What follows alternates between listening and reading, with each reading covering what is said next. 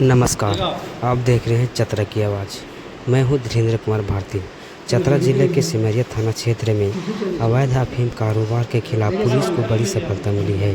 Simaria SDPO Shubham नागर गोचे भाऊ साहब ने प्रेस कॉन्फ्रेंस में बताया कि गुप्त सूचना के आधार पर बगरा लावा लॉन्ग रोड के किनारे जंगल में छापेमारी की गई, जहां कुछ लोग अवैध रूप से अफीम की खरीद बिक्री कर रहे थे।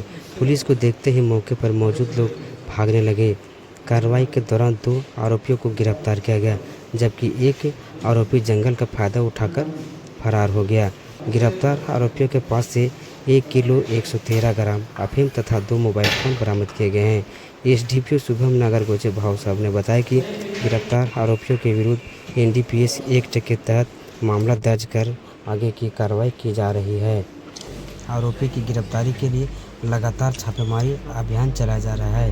आखिर पुलिस को यह सफलता कैसे मिली, कौन है गिरफ्तार आरोपी और प्रेस कॉन्फ्रेंस में एसडीपीओ ने क्या कुछ कहा, देखिए हमारी यह खास रिपोर्ट सिर्फ चतरा की आवाज़ पर। दिनांक 29/5/26 को पुलिस को एक गुप्त सूचना प्राप्त हुई थी कि गोठाई के जंगल के आसपास जो बगरा लावा लॉन्ग रोड है, वहां के जंगल में अवैध अफीम का खरीद बिक्री की सूचना प्राप्त हुई थी। तो इसी क्रम में एक छापामारी दल का गठन किया गया और छापामारी दल के साथ जब वहां पे रेड किया गया तो वहां पे जंगल से एक कुल 3 लोग थे। 3 लोगों में से तीनों के तीनों भागने लगे, लेकिन सशस्त्र बल के अपने उनके एफर्ट से 2 लोगों को वहां से पकड़ लिया गया, लेकिन एक भागने में सफल रहा।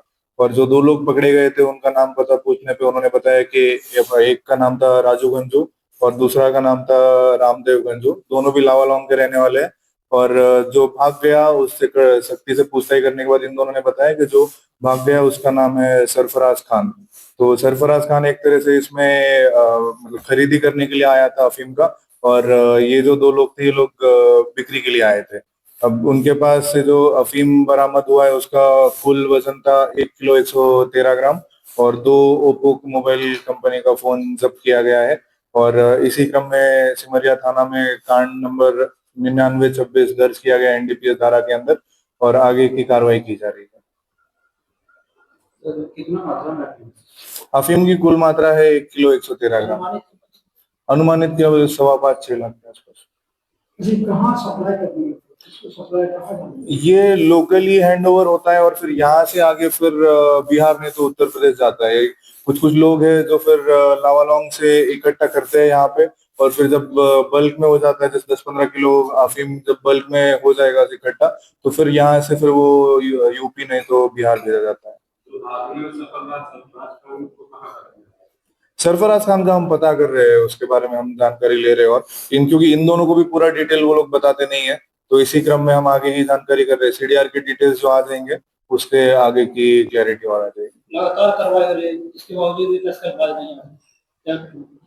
हम तो यही इसमें समझ रहे हैं कि पिछली बार जो खेती हुई है उसका जो अफीम एक तरह से बना है, तो वो अफीम इनको कुछ ना कुछ करके निकालना ही है, इसलिए ये लोग रिस्क लेके भी निकालते हैं और खरीद बिक्री में इन्वॉल्व होते हैं। लेकिन हमारी साइड से पुलिस की तौर से जैसे ही कुछ किसी भी चीज की सूचना आती है तो उस पर सख्त कार्रवाई करके तुरंत ही रेड करके हम लोग इस पे एक्शन ले रहे हैं।